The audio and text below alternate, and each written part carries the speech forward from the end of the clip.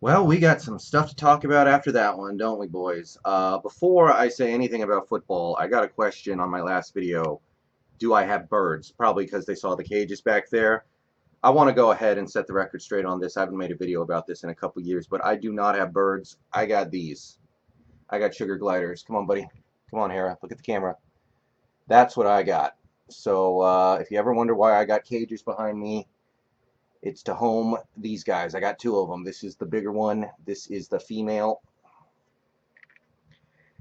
She looks a little bigger than she is because she's curled up a little bit. But yeah, that's what I got. So, Seahawks win a big one. They win a close one. They win a tough one. They win an interesting one. They win a game that I did not necessarily think they were going to be able to get. It gives ourselves some breathing room going into the rest of the schedule, and there's a lot to digest after a game like that. So defensively, let's we need to figure out where we're going to start to talk about this game. Let's start with the defense because early in the game they looked good. They were getting pressure on Roethlisberger. They were collapsing the pocket. They were defending the run fairly well. They had some success defending the run. Um, we were producing on defense, that's for sure. We were generating punts. We were knocking passes down.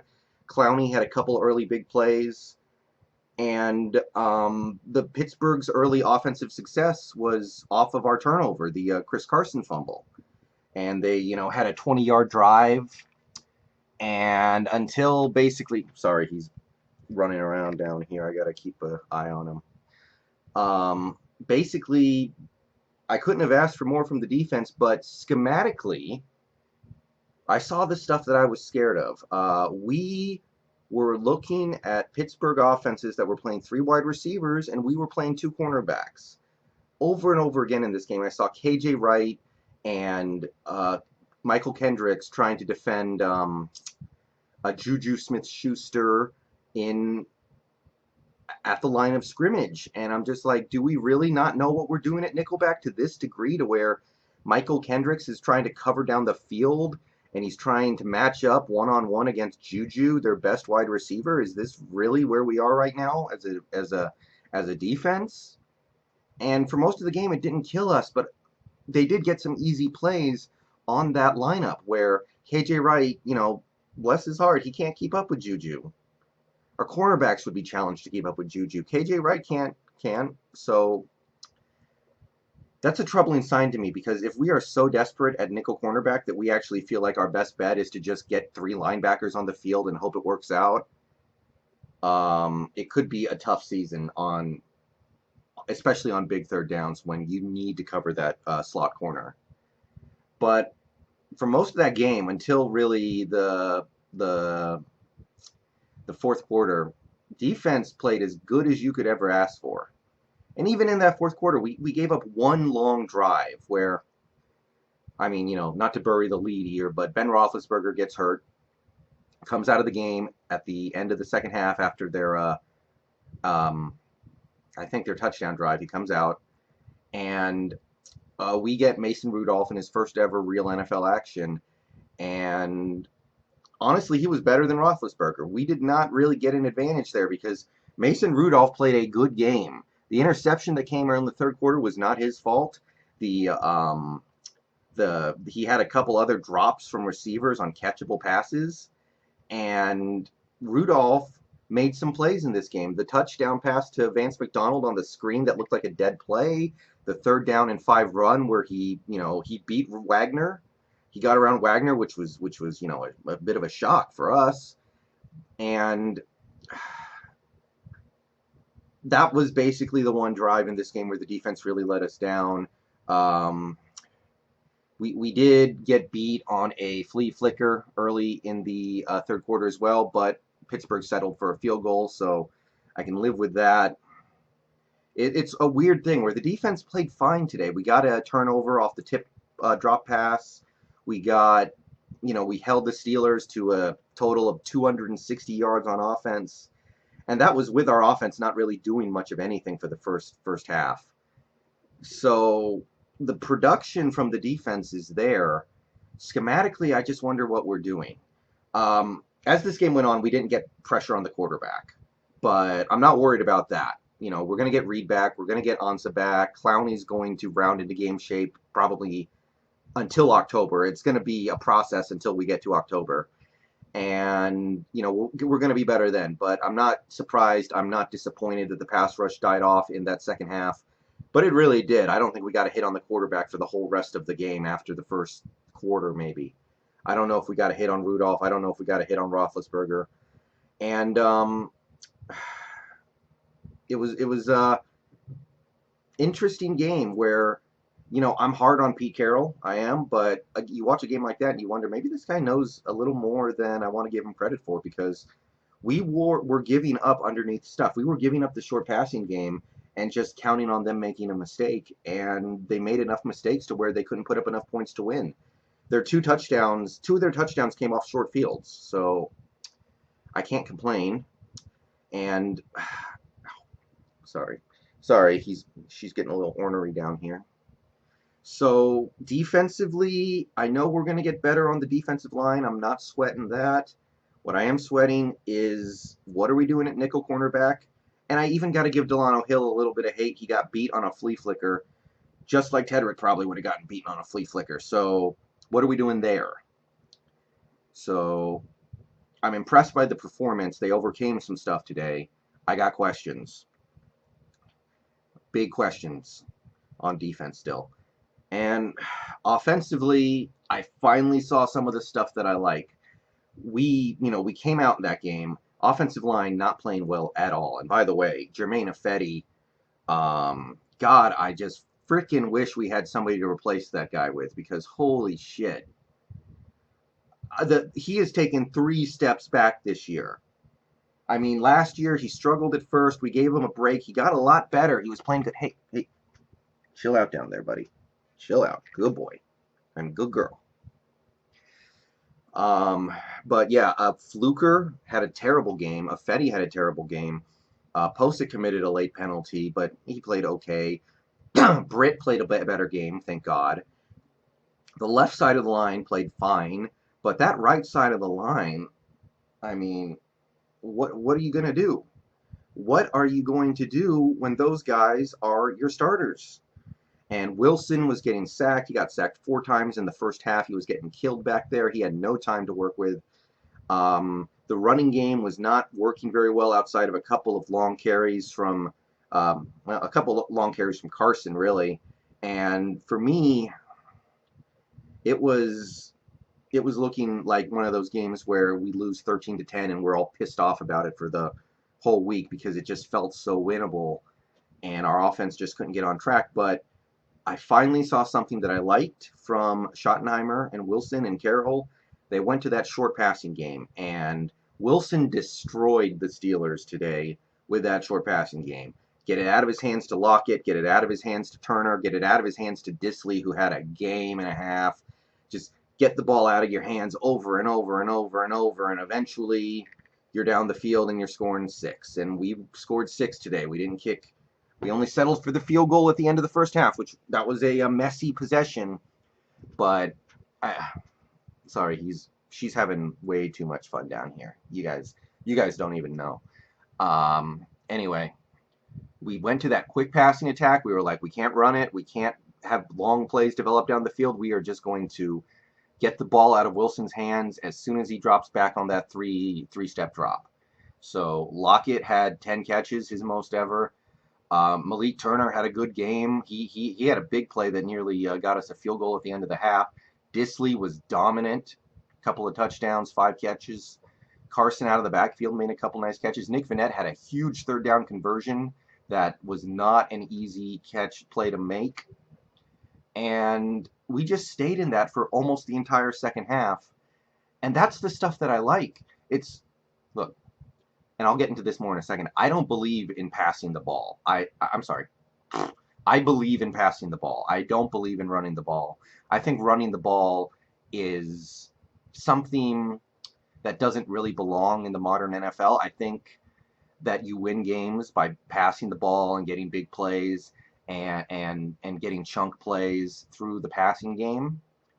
But it's not enough to just pass it. You have to pass it right. And today we passed it the right way. We saw the problems we were having up front, we adjusted, and Wilson was almost perfect. The only things you can criticize Wilson for today would be at the end of the first half, he threw some bad passes that, got us nothing and just took time off the clock. That robbed us of a field goal opportunity. And on that 3rd and 16, where he picked up 15 yards on a scramble, where he could have dove and picked up the first down to end the game, but just didn't do it. He thought he had the first down. He didn't. That's how much you have to nitpick to get on Wilson today, because we had a game plan for the situation, and we executed it, and that's the kind of stuff I like. So that's your offense. I loved it. I love to see it. It gives me hope for the future a little bit, that we can continue to be that kind of team going forward. The running game. All right, so the good news is Rashad Penny had a good game. He had a long touchdown carry on a 3rd down, 37 yards, made a great cut, made a guy miss, took off to the house. You saw why we liked him in the draft. And I don't want to diminish the fact that Carson had some production in the running game as well. It was boom or bust, don't get me wrong, but he did have a couple big plays in the running game. He did have the big 4th and 1 conversion to put the game away. And, Wilson, when we needed him to pick up some big runs at the end of the game, he did. He did.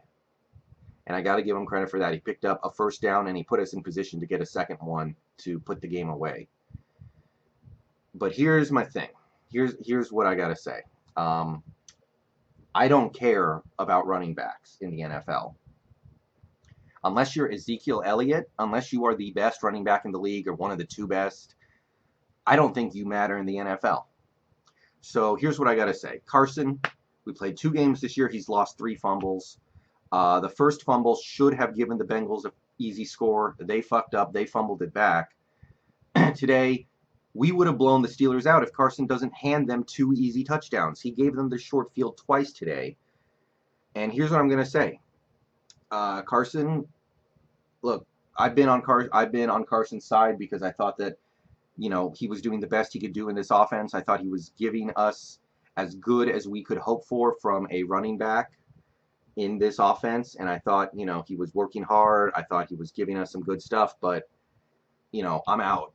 I am out on the Chris Carson experience. I don't care if he's not on this team tomorrow. And I know he will be. I'm not saying cut him, but I'm saying let's scale back his role in this offense, because, look, running backs, you can find running backs.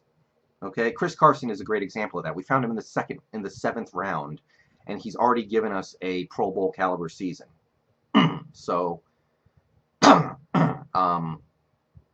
it's not really hate on Chris Carson, although Carson needs to hold on to the fucking football.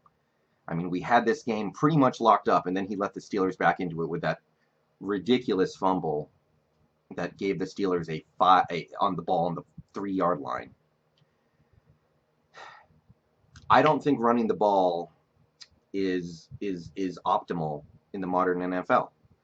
I don't. I believe this for a while. I try to keep a lid on it in these videos because I'm a Seahawks fan and we run the ball more than anybody else, and I'm stuck with it and I have to root for it, and I just have to hope that we're effective with it. I don't think running the football makes any sense in this NFL. I think you should be running the ball as little as you need to make the defense think that you might run the ball, basically. Other than that, I think you win games, especially when you have a good quarterback, by throwing the ball. Most of the time, I think you win games by throwing the ball deep. Today, we couldn't do that really until the great play by DK Metcalf, where he just beat his defender by a quarter of a step and then made a great catch in the end zone to what we thought pretty much put this game away. I think that this game is an excellent opportunity for the Seattle Seahawks to reevaluate the way their offense works and let it run through Russell Wilson. And, Carson, Penny, Procise, they can get their carries here and there. But I want to see Wilson win and lose games for us, because he's going to win a lot more than he's going to lose. And to me, the only argument for running the ball that I've heard in the last few years that I think makes any sense is it's less likely to end in a turnover. But that's not the case right now. Russell Wilson has 0 turnovers through 2 games. Chris Carson has 3. And if your running back is more likely to turn the ball over than your quarterback, there's really no reason to be running the football any more than the absolute minimal amount. So I hope today's a wake-up call. You don't win games by running the ball in this NFL. It's become too easy to pass the ball. Unless you have a shitty quarterback, and we don't, you need to pass the ball to win. You can pass the ball as an extension of the running game and just throw a lot of short passes, like the dump offs to Chris Carson, the quick slants to Tyler Lockett and DK Metcalf. God dang it, dude. Good girl. There you go. That's a good girl. You can do stuff like that, but I don't think there's any reason to run the ball in the modern NFL, and hopefully today's a bit of a wake-up call on that, because Pete Carroll hates turnovers. He hates turnovers.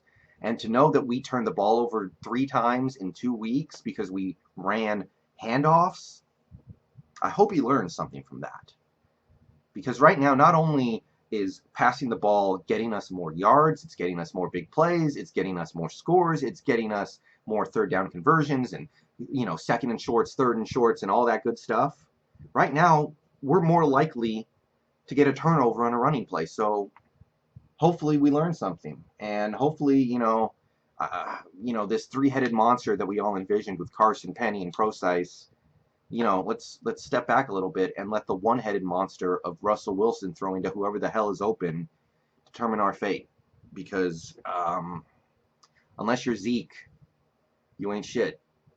So yeah, that's pretty much what I got. Good win. I'm happy for DK. Had another good game today. He did pick up a couple penalties that I thought were questionable at best, but he made a big play to help put this game away at the end. Just I'm happy today, guys. We gave ourselves some breathing room going into this tough Saints game, and looks like we got a tough division after all. So I'll be back with a video on Tuesday. I'll find something to discuss, but see you guys later. Go Hawks.